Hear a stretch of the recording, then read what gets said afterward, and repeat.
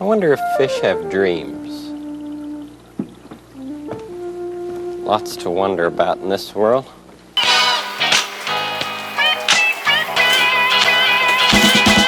When I sold Jazda earlier this year, it left a bit of a hole in my heart, to be honest. It was great to finish the project, but then I was left with nothing to do. I think it's important to have hobbies in your life outside of your work and your family. Something to take your mind away from it all. That's what I was really missing. So only after a couple of months I started looking around for a project again.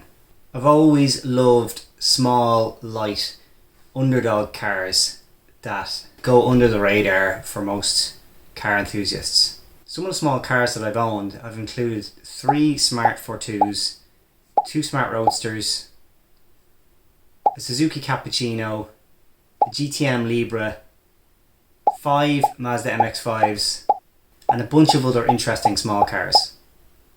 There's just something about having to work for the experience, using all of the power, using your momentum to really get the most out of a small car. Makes it really enjoyable. So I set my sights again on something small and light.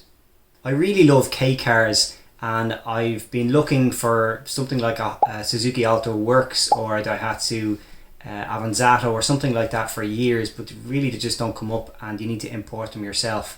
So I'm going to collect a new car.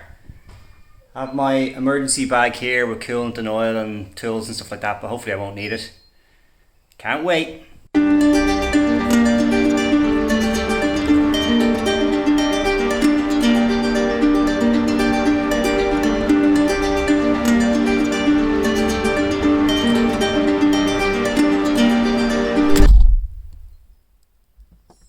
So let's go have a look at what I bought.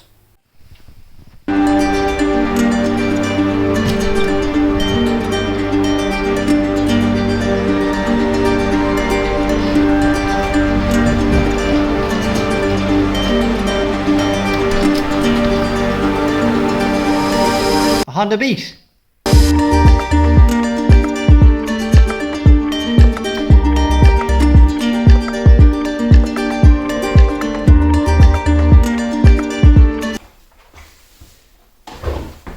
So why did I buy a Beat? Well, I looked at these cars when I was shopping around for the Suzuki Cappuccino, and on paper the Cappuccino is better in almost every way. Cappuccino is turbocharged where this is naturally aspirated, so the Cappuccino has more torque, it's a more relaxed engine, there's a better cabin generally speaking, leather seats on most of them, there's a better boot, there's a hardtop included that folds in. There's a more conventional stereo so you can upgrade it pretty easily. Better selection of wheels available. Some of them even come with an LSD. They're just a really cool car. I loved mine when I had it. But they do have one big drawback, which is rust. Like a lot of Japanese cars, they like to rust, but the Cappuccino is particularly bad when it takes hold. It can be very expensive to put right. So the Beat is a little bit better in that regard. It does rust, but typically it's not as terminal and as expensive to replace. The area where the Beat is really different is its engine. So it's still a 660cc engine, but it's naturally aspirated and it's got 3 individual throttle bodies, 1 for each cylinder. It revs to just under 9,000 revs and it's got 0 torque. I mean nothing.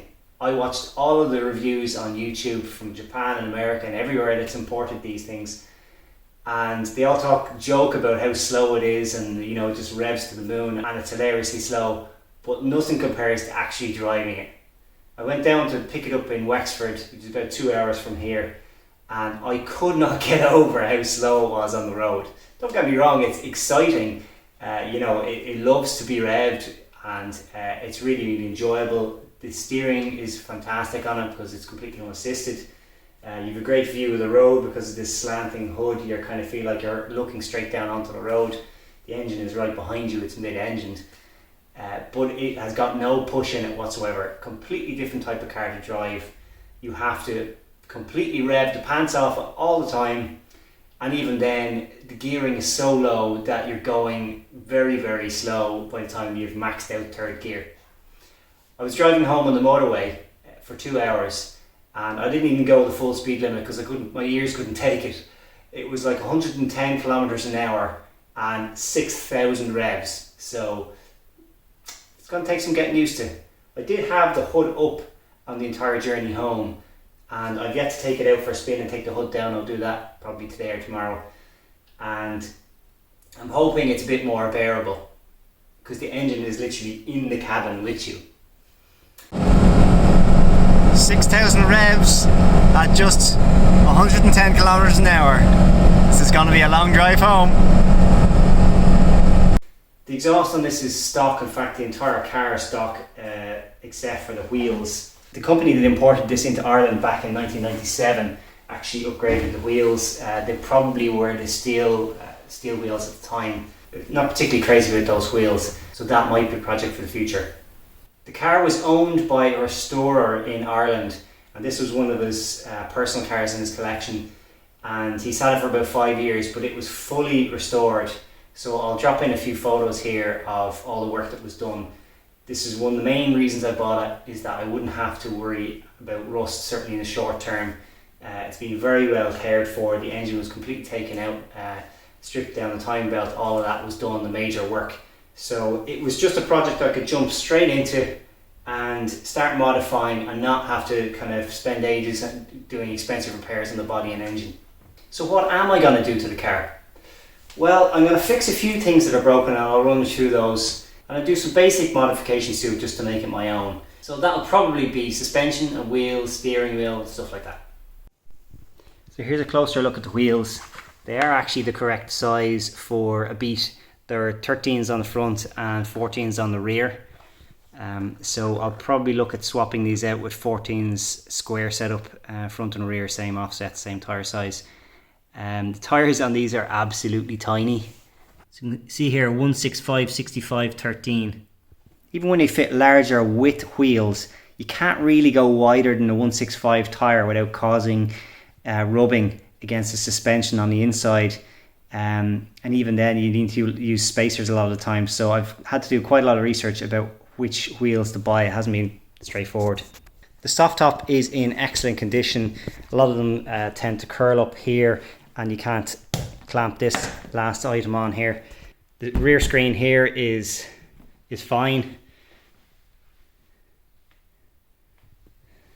The whole car is immaculate, to be honest. It does have this luggage rack on the back, which would have been either chrome or silver. It was a factory option, but unfortunately it does bolt through the hood, so there is 4 holes through this. I'm not crazy about the look of it, and it only holds something like 5 kilos, so it just seems pointless to me, and I'll probably take it off. I've seen a few people just leave kind of these nubbins here to block up the hole so the rain doesn't get through, and take off the rack itself.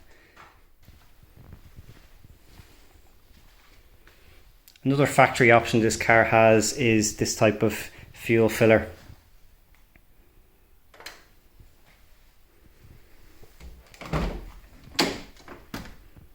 The seats are in pretty good condition.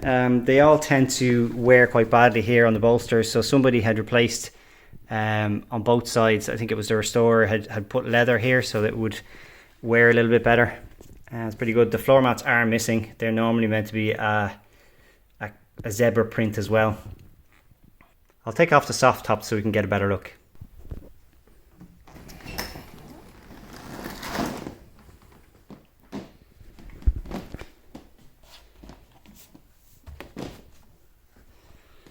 So I'll run through some of the issues to the car, which there's not many. So one of the things is the gather stereo here, which seems to be a really common problem. It's basically falling apart. The buttons either don't work, or you can feel they're kind of a bit janky. There's no auxiliary in on this. It's also tuned to the Japanese frequencies for the radio. It's pretty much pointless, to be honest. It looks great. The big challenge with this is it's not an ISO width, so you can't just put another stereo in there.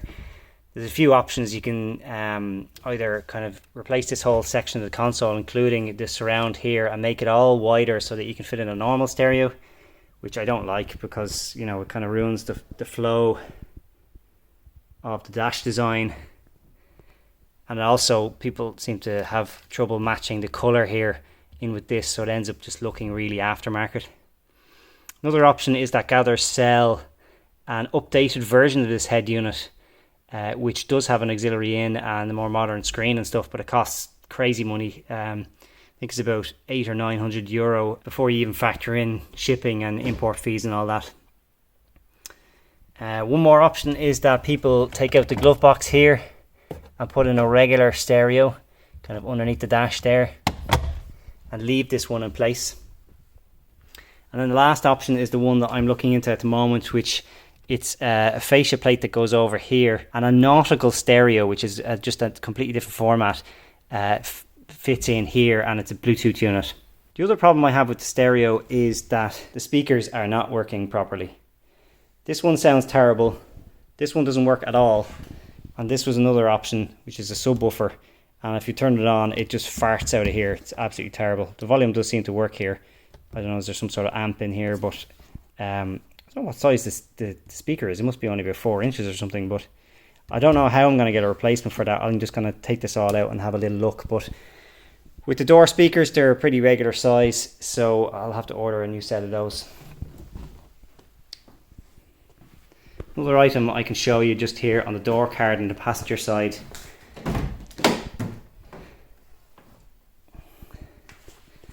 is that some of the plastic here is cracked and damaged.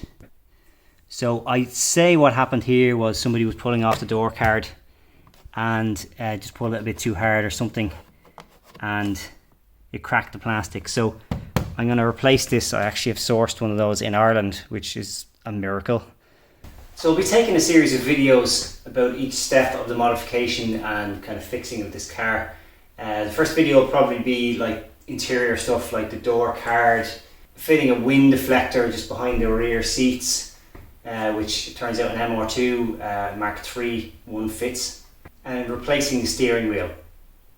The second video will probably focus all on audio, so I'll dig into that subwoofer unit at the back there and see what's going on. Can I actually get a replacement speaker for that, and then replace the door speakers as well as the head unit.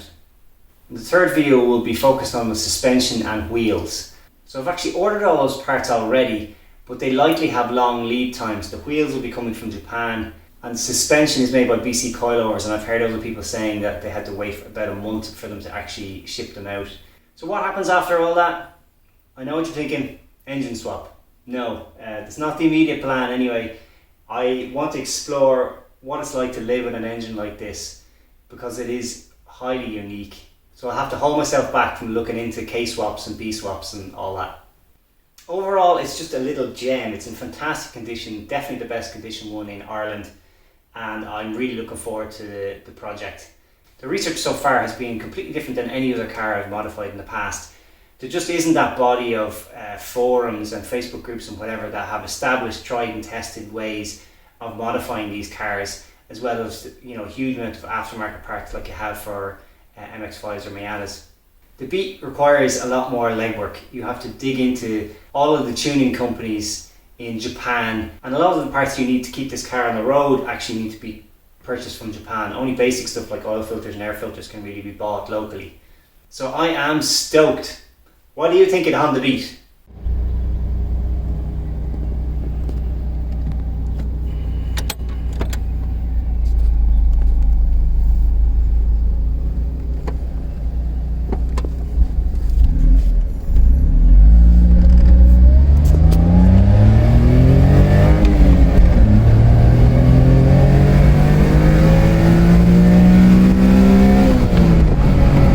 Well, I just took it out on the spin with the top down for the first time, and the noise is definitely much more bearable. What a little ripper. So much fun.